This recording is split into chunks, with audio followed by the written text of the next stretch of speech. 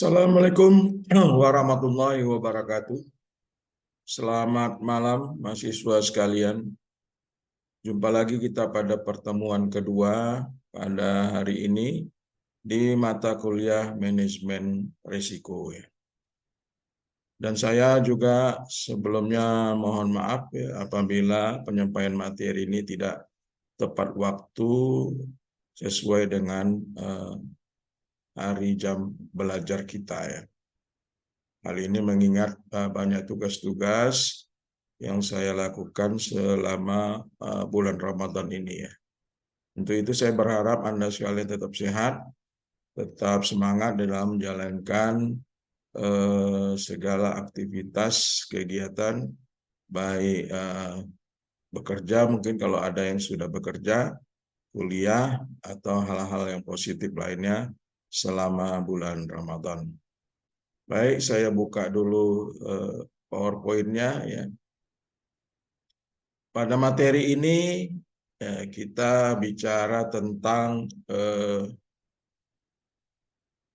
Enterprise Risk Management ya, atau disingkat IRM ya, IRM ya, Enterprise Risk Management. Ini adalah konsep cara memanage risiko dengan baik ya. Apa itu Enterprise Risk Management atau IRM ya?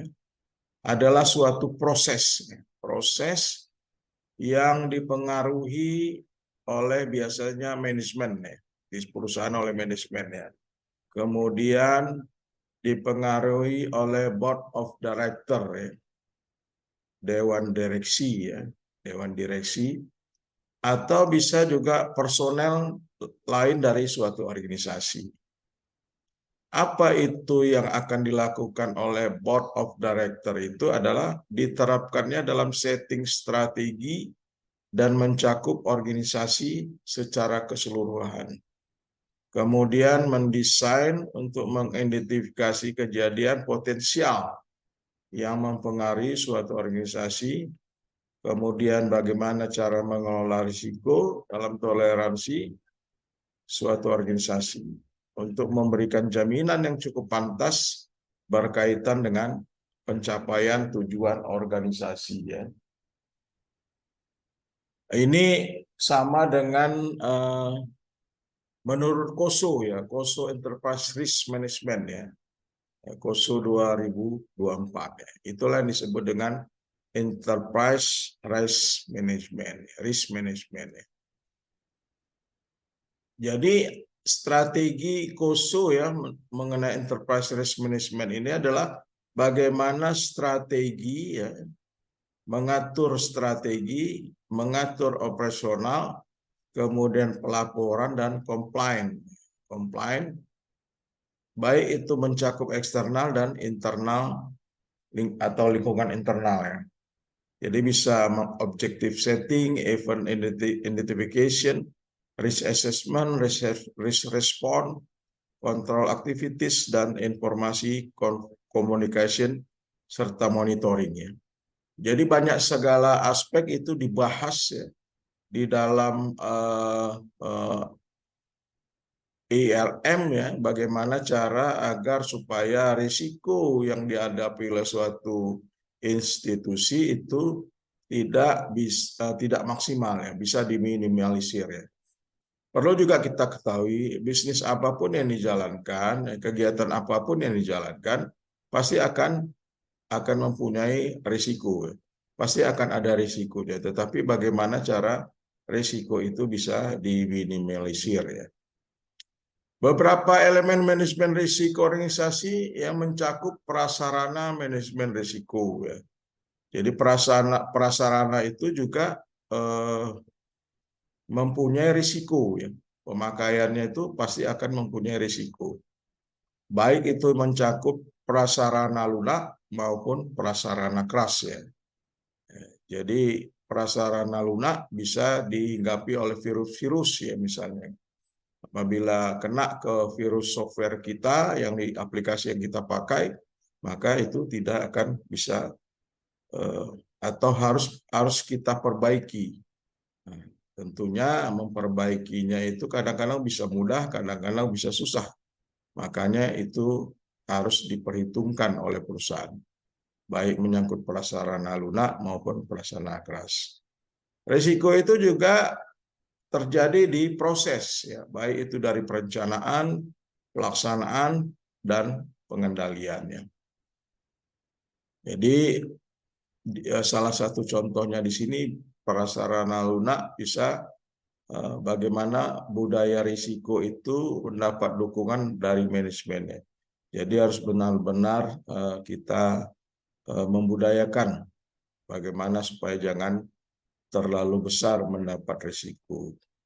Prasarana keras bisa informasi teknologi dan sebagainya. Kemudian dalam proses manajemen itu tentu harus direncanakan, ya, penetapan tujuan, visi misi, lalu pengukuran risikonya, ya, bagaimana asuransi, diversifikasi usaha dan sebagainya, penghindaran dan sebagainya. Kemudian pengandalian pasti menyangkut evaluasi, pelaporan, komunikasi dan sebagainya, ya. Ini bagaimana supaya memaksimalkan nilai perusahaannya, agar itu tadi, ya, risiko yang maksimal itu tidak kita hadapi, tetapi bagaimana risiko itu bisa secara minimal, ya.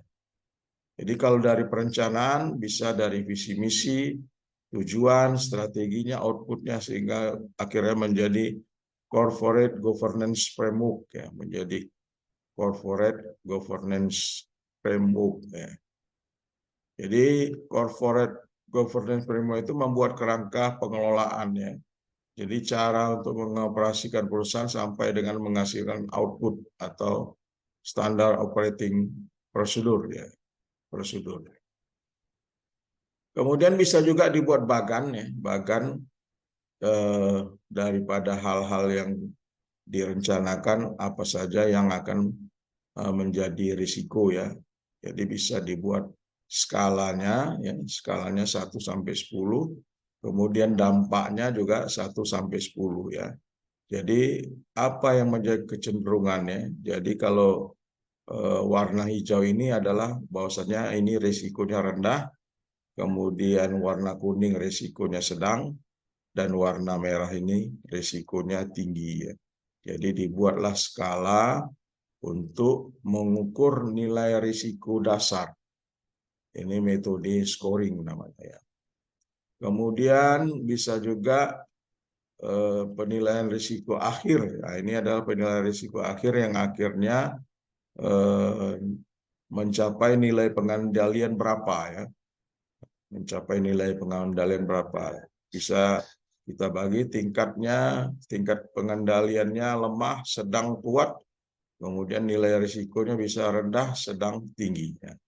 Jadi di antara inilah yang hasil scoring itulah yang bisa kita menilai bahwasannya perusahaan kita itu dalam skala risiko yang sedang, tinggi, atau rendah. Mungkin ini saja penjelasan dari saya mengenai materi pertemuan kedua. Kita bicara tentang IRM, Enterprise Risk Management. Silakan baca-baca referensi lainnya yang ada di buku, baik maupun di internet, ya. Ini adalah penjelasan secara singkat saya. Lebih jelasnya Anda silakan mencari referensi yang lainnya. Demikian saya sudahi.